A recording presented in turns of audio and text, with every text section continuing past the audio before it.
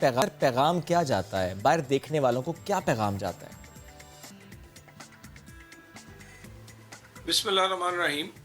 دیکھیے یہ بالکل بات ٹھیک ہے کہ یہ نہیں ہونا چاہیے، ڈیبیٹ ہونی چاہیے، آرگومنٹ ہونا چاہیے، لیکن ایک پارلیمانی روایات کے مطابق ہونا چاہیے. مگر بہت سارے پارلیمنٹس میں پاکستان کے علاوہ بھی کئی دفعہ جب بہت جذبات جو ہیں وہ مشتعل ہوتے ہیں تو اس طرح کے کئی کام ہو جاتے ہیں. میرا خیال ہے کہ یہ نہیں ہونا چاہیے تھا جو ہوا ہے. اچھا طلال صاحب، کہا جاتا ہے کہ سینٹ کی سیٹ کے لیے پیسہ چلتا ہے. یہ بھی بتائے گا کہ منتخب ہونے کے بعد سینیٹر پیسہ ریکور کیسے کرتا ہے؟ دیکھیں، ایک تو سینیٹر جب کسی کے پاس یہاں پر پیسے آ جاتے ہیں تو پھر اس کے بعد اس کی سب سے بڑی خواہش جو ہوتی ہے وہ اسی طرح اقتدار یا پھر ایوانوں کا حصہ بننا ہوتی ہے. تو ان کے لیے ریکوری جو ایز اے سینیٹر ان کا نام آ جانا یا ایوان کا حصہ بن جانا اور اتنا ہی بہت ہے.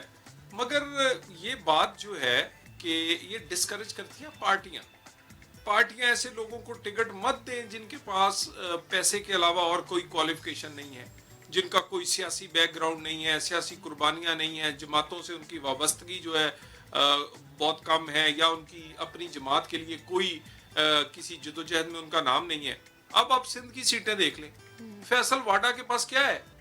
پورا سندھ اس کا کریکٹر جانتا ہے کہ وہ کس طرح کا کریکٹر لیس آدمی ہے. مگر کیونکہ اس کے پاس پیسے ہیں، خان صاحب کی ایک ہی کوالیفیکیشن ہے، خان صاحب کا ایک ہی میرٹ ہے کہ بندے کے پاس پیسے ہونے چاہیے جہاں سے صدقے کے، زکوٰۃ کے، فراڈ کے اس نے وہ ہوں، اور اس فراڈیے کی جیب میں ان کا ہاتھ ہو. جس کے بھی جیب میں ان کا ہاتھ ہے وہ کوئی ممبر ہوگا، کوئی کیبنٹ کا ممبر ہوگا، کسی کے لیے وہ کہیں گے جی تحقیقات نہیں ہونی چاہیے، ان لوگوں کو oblige کریں گے. تو یہ اور ان کی پوری زندگی لوگوں کی جیب میں ہاتھ ڈالے گزری ہے. دیکھ لیں، ایک دھیلے کا کبھی انہوں نے کام نہیں کیا، ابھی بھی ریڈی نہیں لگاتے اور 300 کنال کے گھر میں رہتے ہیں. کوئی گھر چلاتا ہے، کوئی کچن چلاتا ہے، کوئی جیب خرچہ دیتا ہے، کوئی پارٹی چلاتا ہے، پھر اسی طرح کے لوگوں کو ٹکٹیں دینی پڑتی ہیں. یہ جو ابڑو صاحب ہیں، ان کی کیا کوالیفیکیشن ہے؟ پورا سندھ نہیں جانتا. ان کو پورے سندھ میں سے اپنا کوئی کارکن نہیں ملا تھا. ان کو یہی دو ملے تھے نوٹوریس ترین لوگ، جن کے پاس پیسہ ضرور ہے مگر کریکٹر ہے ہی نہیں. سو ایسی دیکھیں نا، صرف پی ٹی آئی ایسی جماعت ہے جس پر اس دفعہ تنقید ہوئی ہے ٹکٹیں بانٹنے پر. وہ بلوچستان ہو، وہ سندھ ہو، وہ کے پی ہو، ان پر تنقید ہوئی ہے.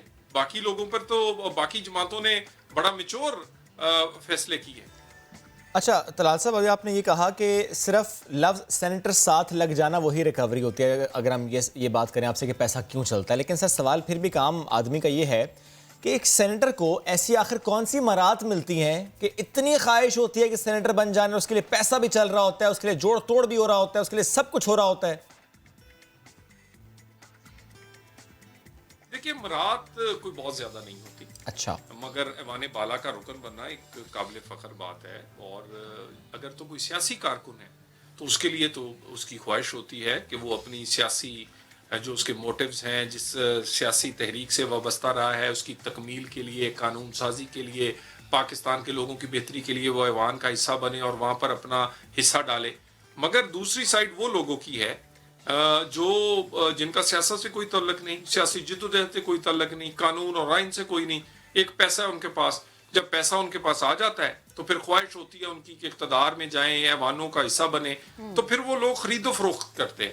اور وہ پھر اور اب تو سب سے بڑا ٹرینڈ یہ ہے کہ پارٹی کے لیڈرز کو ہی خرید لیا جاتا ہے. جیسے پی ٹی آئی نے، آپ نے دیکھا سندھ میں بھی پارٹی کے لیڈر نے ان لوگوں کا فیصلہ کیا جن کے پاس پیسے تھے. اسی طرح بلوچستان، اسی طرح کے پی، اور اسی لیے ان پر شدید تنقید ہے. ٹھیک ہے. اچھا طلال صاحب، یہ بتائیں، تحریک عدم اعتماد کی بڑی باتیں ہوئیں جس پہ مریم نواز نے آصف علی زرداری سے فارمولہ بھی مانگا تھا، اور وہ یوسف رضا گیلانی کو سامنے لانے کے بعد انہوں نے اس فارمولے کو بتا بھی دیا. اگر گیلانی صاحب جیت جاتے ہیں تو کیا ہم یہ سمجھیں کہ لانگ مارچ سے پہلے آپ لوگ تحریک عدم اعتماد لائیں گے؟ دیکھیں، اگر یوسف رضا گیلانی انشاءاللہ تعالیٰ جیتتے ہیں تو میرا خیال ہے پھر اس کے بعد مجھے تھوڑا بہت عمران خان کو سپیس دینی چاہیے کہ اگر ضمیر ان کا زندہ ہوا تو پھر تو 1 منٹ کا کام ہے، انہیں اسمبلی توڑ دینی چاہیے، انتخاب کروا دینا چاہیے یا استعفیٰ دے دینا چاہیے. کیونکہ اخلاقی طور پر، سیاسی طور پر، پارلیمانی روایات کے طور پر کوئی چیز باقی نہیں رہتی کہ وہ قائد ایوان رہیں یا وزیر اعظم رہیں. सो वो अदम इत्मीनान होगा एक तरह का। और मगर क्योंकि खान साहब से किसी असूल की, कानून की, वज़ादारी की, रवादारी की, अखलाकियात का एक्सपेक्टेशंस नहीं होनी चाहिए।